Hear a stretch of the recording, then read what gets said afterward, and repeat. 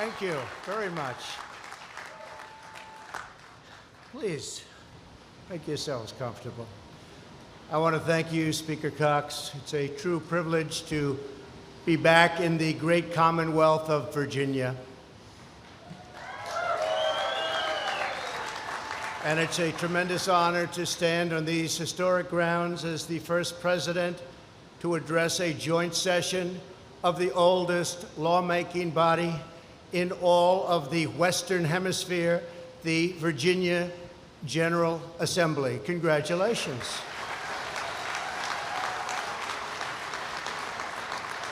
On this day, 400 years ago, here on the shores of the James River, the first representative legislative assembly in the New World convened.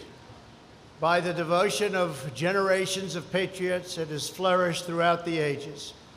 And now that proud tradition continues with all of you. To every Virginian and every legislator with us today, congratulations on 4 incredible centuries of history, heritage, and commitment to the righteous cause of American self-government. This is truly a momentous occasion.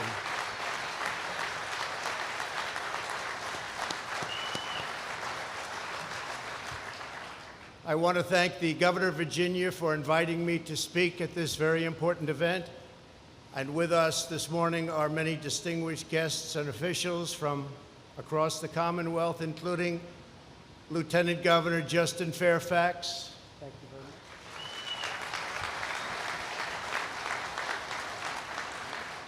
Speaker Kirk Cox. Thank you, Kirk. Thank you. Thank you. Thank you, Kirk. Senate Majority Leader Tommy Normant. Thank you. Tommy? Thank you. And members of the host and other federal, state, local, and tribal leaders, all with us today. Thank you very much.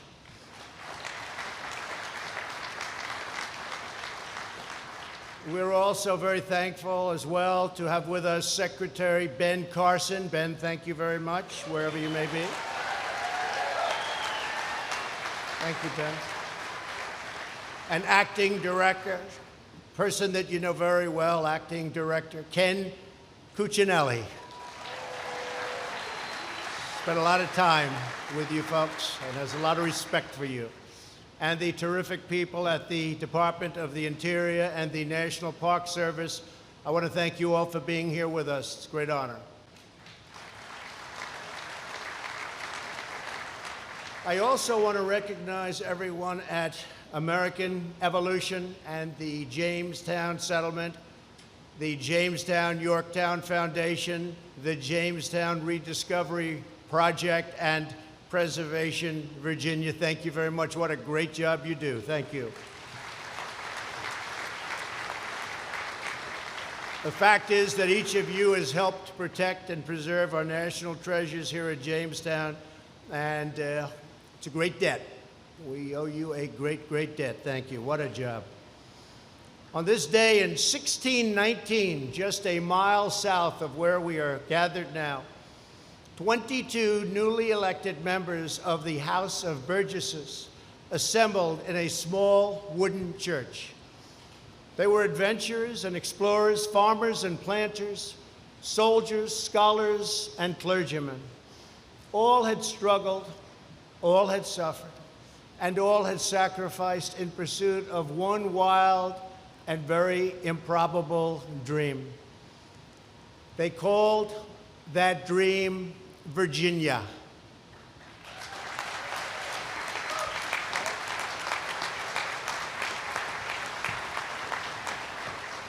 It had been only 13 years since 3 small ships, the Susan Constant, the Godspeed, and the Discovery, set sail across a vast ocean. They carried 104 settlers to carve out a home on the edge of this uncharted continent. They came from God and country. They came in search of opportunity and fortune, and they journeyed into the unknown with only meager supplies, long odds, and the power of their Christian faith. Upon reaching Cape Henry at the mouth of the Chesapeake Bay in 1607, a long time ago, the first men of the Virginia Company erected a cross upon the shore. They gave thanks to God and asked his blessing for their great undertaking. In the months and years ahead, they would dearly need it. The dangers were unparalleled.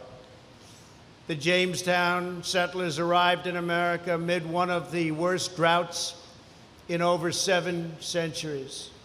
Of 104 original colonists, 66 died by the year's end.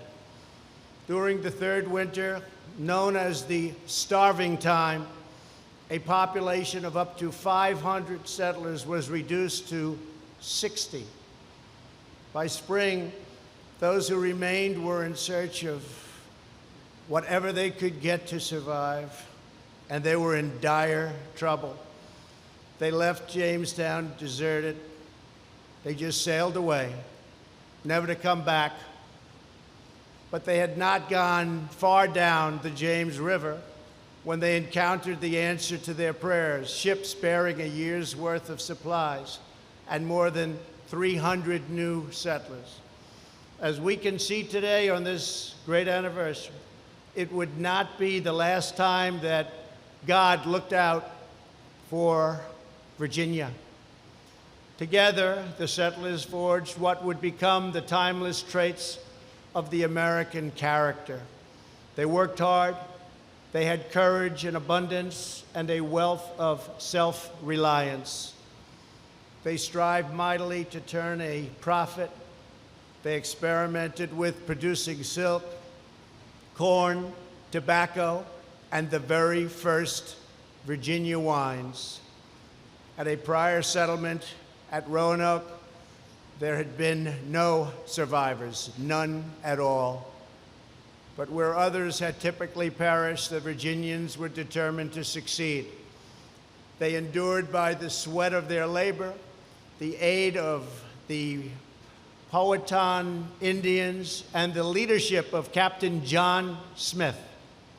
As the years passed, ships bearing supplies and settlers from England also brought a culture and a way of life that would define the New World. It all began here. In time, dozens of brave, strong women made the journey and joined the colony. And in 1618, the Great Charter and other reforms established a system based on English common law. For the first time, Virginia allowed private land ownership. It created a basic judicial system. Finally, it gave the colonists a say in their own future, the right to elect representatives by popular vote. With us today, in tribute to that English legal inheritance, is the former clerk of the British House of Commons, Sir David Natzler. Thank you, David.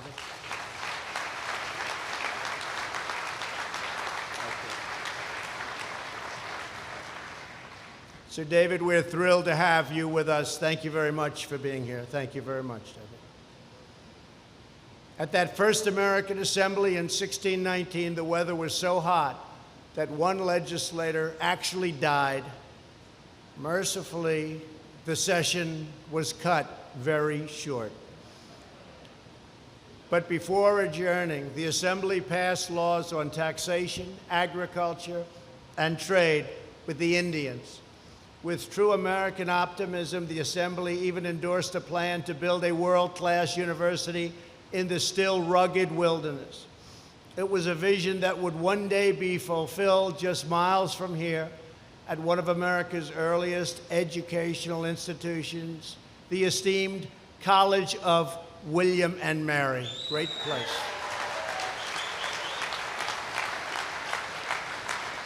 Great place. As we mark the first representative legislature at Jamestown, Our nation also reflects upon an anniversary from that same summer 4 centuries ago. In August 1619, the first enslaved Africans in the English colonies arrived in Virginia. It was the beginning of a barbaric trade in human lives. Today, in honor, we remember every sacred soul who suffered the horrors of slavery and the anguish of bondage. More than 150 years later, at America's founding, our Declaration of Independence recognized the immortal truth that all men are created equal.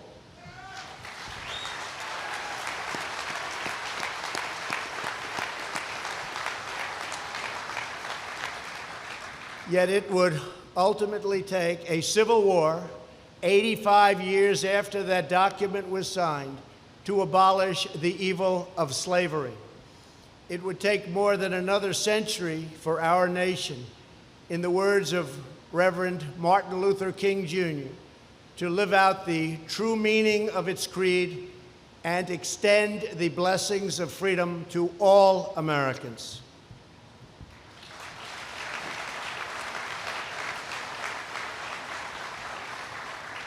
In the face of grave oppression and grave injustice, African Americans have built, strengthened, inspired, uplifted, protected, defended, and sustained our nation from its very earliest days. Last year, I was privileged to sign the law establishing a commission to commemorate the arrival of the first Africans to the English colonies and the 400 years of African American history that have followed. That was an incredible day. That was an incredible event.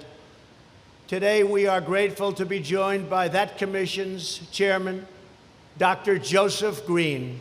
Thank you, Dr. Green, please.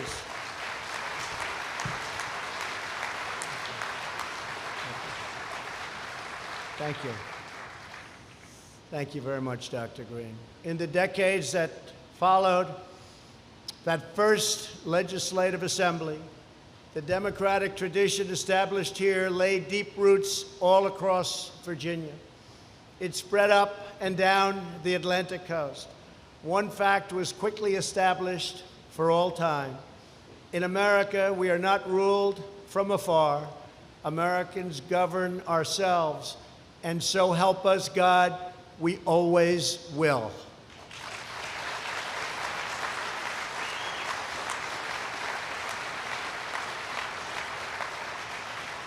Right here in Virginia, your predecessors. President, you can't send us back. Virginia is our home. Mr. President, you cannot send us back. Virginia is our home.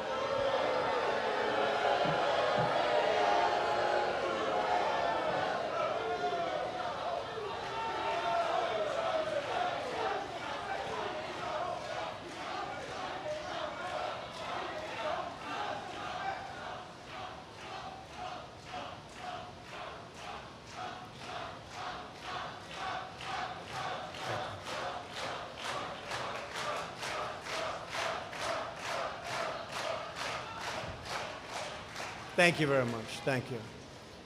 Right here in Virginia, your predecessors came to Williamsburg from places you all know very well. They were names such as George Washington from Fairfax County, Thomas Jefferson from Albemarle County, James Madison from Orange County, James Monroe from Spotsylvania County, Patrick Henry from Louisa County, George Mason from Fairfax County, George Wythe, W-I-T-H. It's a great name. From Williamsburg, and Richard Henry Lee from Westmoreland County. Incredible names. Incredible names.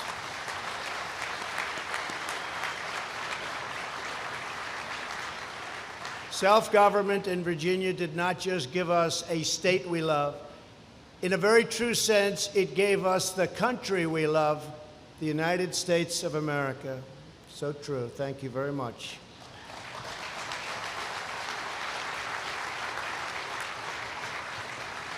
When Madison drafted the First Amendment to our Constitution, he drew inspiration from Virginia's statute for religious freedom.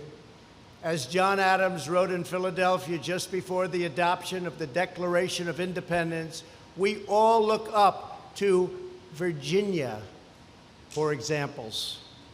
Great. It's great. And when Patrick Henry rose to speak his famous words at St. John's Church in Richmond, "Give me liberty or give me death," he spoke in defense of a tradition that began more than 150 years before at Jamestown, right here.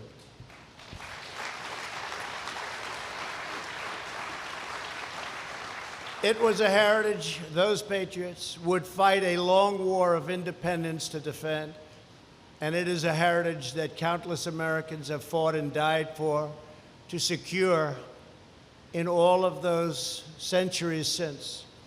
In our time, we must vigorously defend those cherished democratic traditions that have made our beloved republic the envy of the entire world. And it still is, as much as ever before, and maybe more. Our hard-won culture of self-government must be nourished, protected, and constantly preserved. That is why we must speak out strongly against anyone who would take power away from citizens, individuals, and state governments such as yours.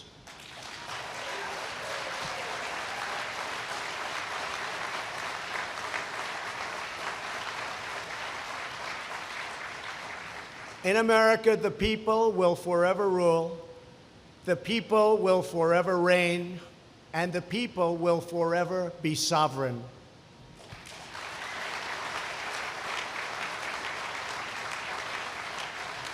From the first legislative assembly down to today, America has been the story of citizens who take ownership of their future and their control of their destiny. That is what self-rule is all about. Everyday Americans coming together to take action, to build, to create, to seize opportunities, to pursue the common good, and to never stop striving for greatness.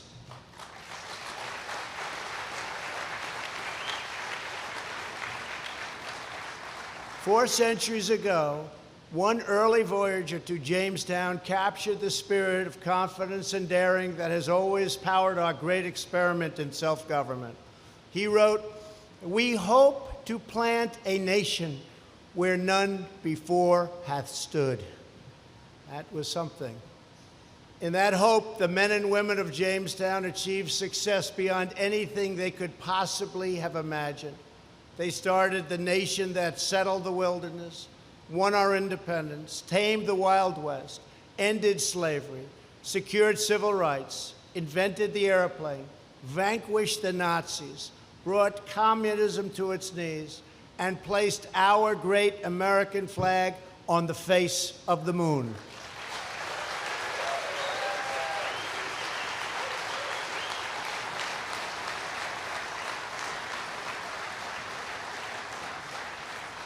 And in a program that's just started, someday very soon, American astronauts will plant our beautiful stars and stripes on the surface of Mars.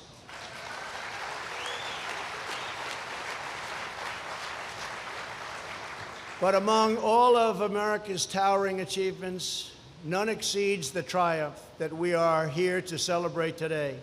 Our nation's priceless culture of freedom, independence, equality, justice, and self-determination under God.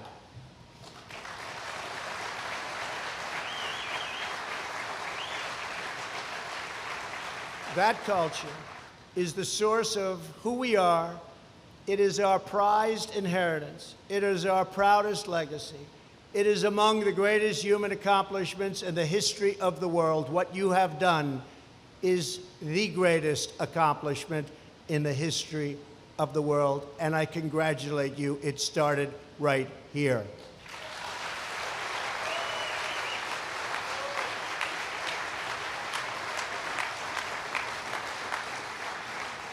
Now we must go bravely into the future, just as those bold explorers first ventured into this majestic land.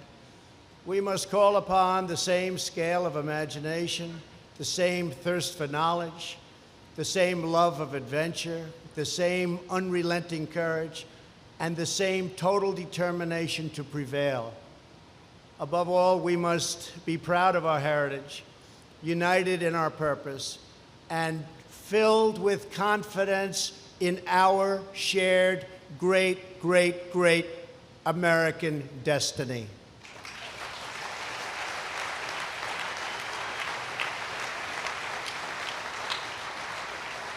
For in America, no challenge is too great, no journey is too tough, no task is too large, no dream is beyond our reach. When we set our sight on the summit, nothing can stand in our way. America always gets the job done. America always wins.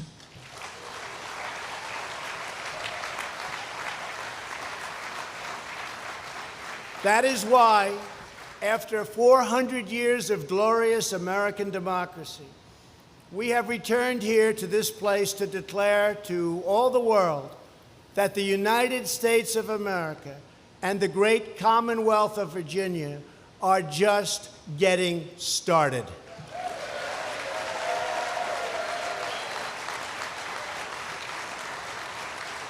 Our future is bigger, bolder, better, and brighter than ever before.